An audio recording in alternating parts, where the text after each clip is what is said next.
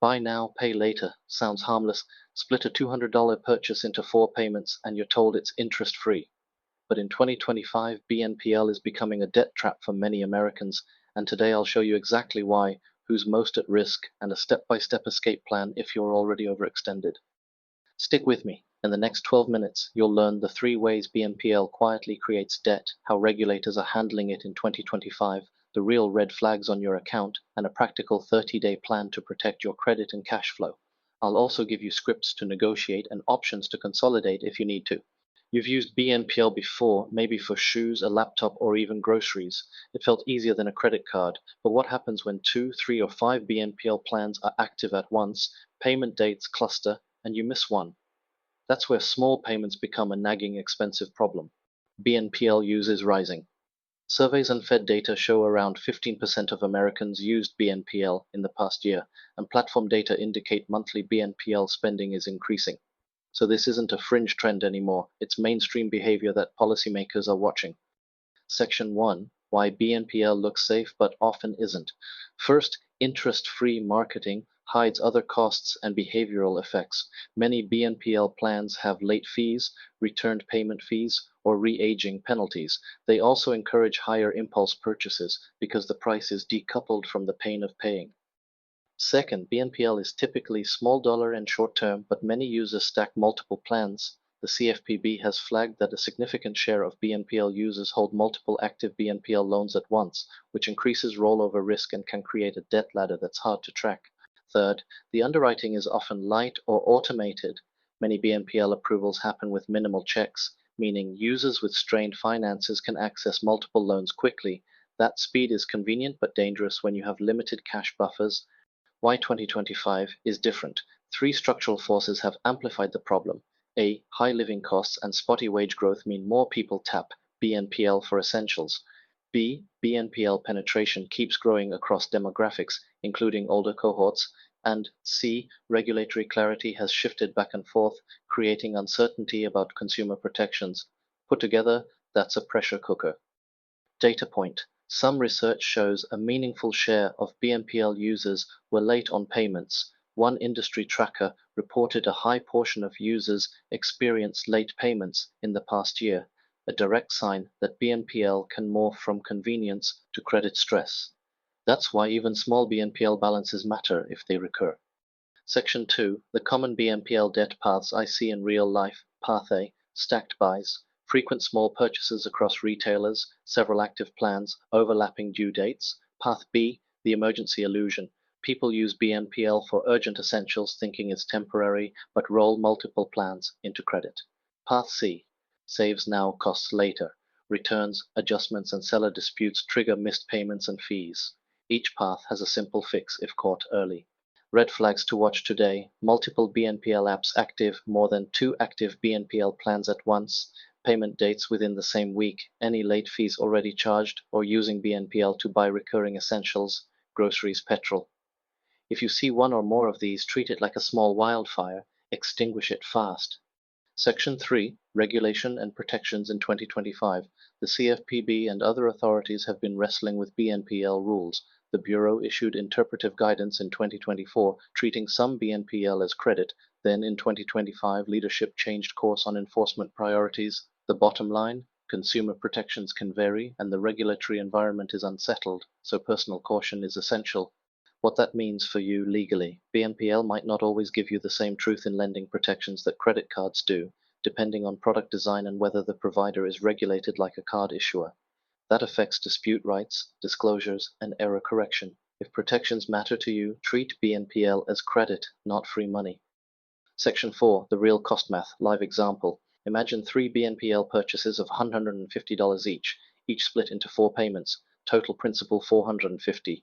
On paper, you see $112 per month across the 3 plans, but if you miss one payment and incur a $10, $30 late fee plus a returned payment fee, suddenly your monthly cash need spikes and your credit file may show a hit if reporting occurs. That small shock repeats and becomes a big problem. Contrast BNPL versus credit card cost behavior. BNPL can feel cheaper because of no APR on some plans, but credit cards at least centralize balances and offer protections like dispute resolution and sometimes 0% promos. BNPL splinters debt into many microloans, harder to manage, easier to miss. Manageability is part of the true cost. Section 5. How smart Americans should approach BNPL, the checklist. Rule 1. Use BNPL only if you have the cash to cover all upcoming installments regardless of surprises. Rule 2. Don't hold more than one active BNPL plan unless you track them in a single calendar and have a FirePay buffer. Rule 3. Never use BNPL for recurring bills or groceries unless it's a one-off emergency and you have a repayment plan. Tactical playbook if you already have balances. Step A. List every BNPL plan, due dates, and outstanding amounts right now. Step B. Prioritize by cost and risk. Plans with late fees and multiple upcoming payments go first. Step C. Build a 30-day schedule and toggle autopays where possible. Step D. If you can't pay, contact the issuer immediately and ask about hardship or payment options. Early calls often prevent fees. Consolidation options. Unlike big credit cards, BNPL consolidation isn't always obvious, but you can often move multiple small BNPL balances onto a single card or into a small personal loan. This centralizes payments and may lower total cost if you qualify for a lower APR or a 0% card offer. Do the math. Fees versus months saved. Practical negotiation script. Use it now. Hi, I have active BNPL payments with you and I'm struggling with overlapping due dates. I can pay if we can waive the late fee or move the due date a week. What hardship or payment options do you offer? Use a calm tone, cite specifics, and document the outcome. Many providers will help to avoid a default. If you're debt heavy, consider a targeted balance transfer or personal loan. Some consumers use a 0% introductory credit card to pay off multiple BNPL plans, then clear the balance before the promo ends. Disciplined use of promos can erase interest risk, but discipline is non-negotiable. Always include transfer fees in your break-even math. Stopgap moves to prevent messy cascades, freeze BNPL apps that tempt you, remove stored payment methods so purchases require manual entry, set calendar reminders for all installments, and round up a tiny emergency buffer, $200, $500, to catch one missed payment gracefully. Small buffers beat big grief. Behavioral fix. Take a 72-hour rule before any BNPL purchase above $50. Wait 3 days. If you still want it and can fund all installments, then buy. Delays reduce impulse buys and massively lower stacking risk. This simple habit prevents a lot of BNPL trouble. Section 6. Who's most at risk and why? Younger consumers, Gen Z and younger millennials, lower income households, and people with thin credit files show higher frequency of BNPL usage and late payments in recent datasets, not because the product targets them intentionally, but because the light underwriting and marketing resonate with those groups. Support and counseling matter here. What about merchants and BNPL providers? BNPL drives sales and increases basket sizes for retailers, which explains the industry's growth. But that growth sometimes comes at the consumer's expense when marketing pushes ease over full cost understanding. Recognize incentives and don't assume merchant offers equal consumer benefit.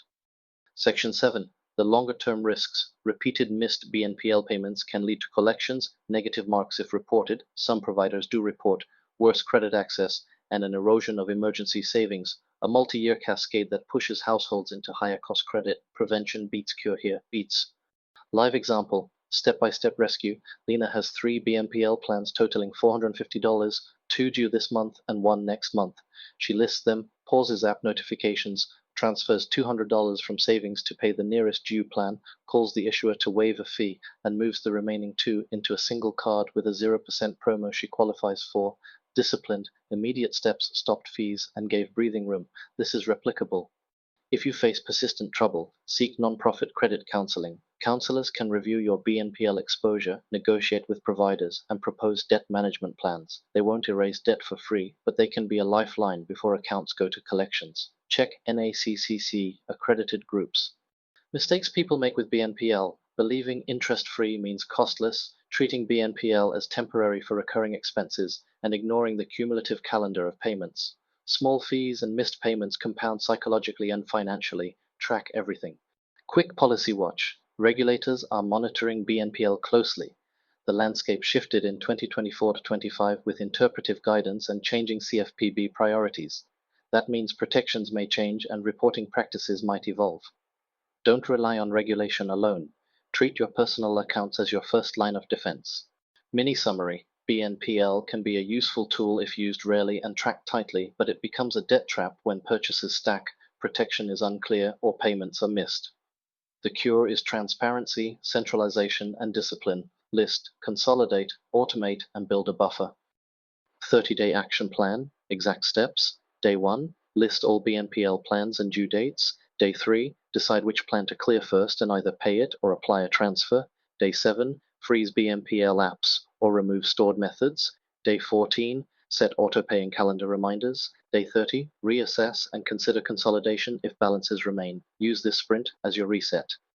If you want to keep using BNPL safely, limit to one plan at a time, register one calendar for all payments, and ensure you have a recurring BNPL cushion, e.g. 100-300 to catch any hiccup. Treat BNPL like a line of credit with due dates, not a free trial. Final behavioral tip, tell someone, a partner or friend, what you plan to do. Accountability increases follow-through. Post a reminder or share your 30-day plan with one person so you have social reinforcement. Small social nudges beat willpower alone. Call to action, if this helped, like and share this video with someone who uses BNPL frequently. Comment below with your biggest BNPL worry. I'll answer and give a quick, tailored first step. If you're comfortable, drop the number of active BNPL plans and I'll suggest a 30-day priority. Final reassurance, BNPL is a tool, not an enemy. Used with limits, it can be harmless or helpful. Used carelessly, it compounds into a real problem. The power is in your process. Track, plan, and prevent. Do that tonight and you'll sleep easier tomorrow. One last nudge. If you're already doing the 30-day plan, pause any new BNPL purchases right now. Even small impulse buys can undo a week of progress. Freeze the temptation. Protect the progress. Thank you for watching. I'm Suman from PennyPowerPro. Stay smart, track your payments, and I'll see you in the next deep dive where we break down the best BNPL alternatives for budget-conscious Americans. End note: if you'd like a bespoke walkthrough of your BNPL balances, paste anonymized totals, no account numbers, in the comments, and I'll post a sample consolidation plan for the most common cases I see.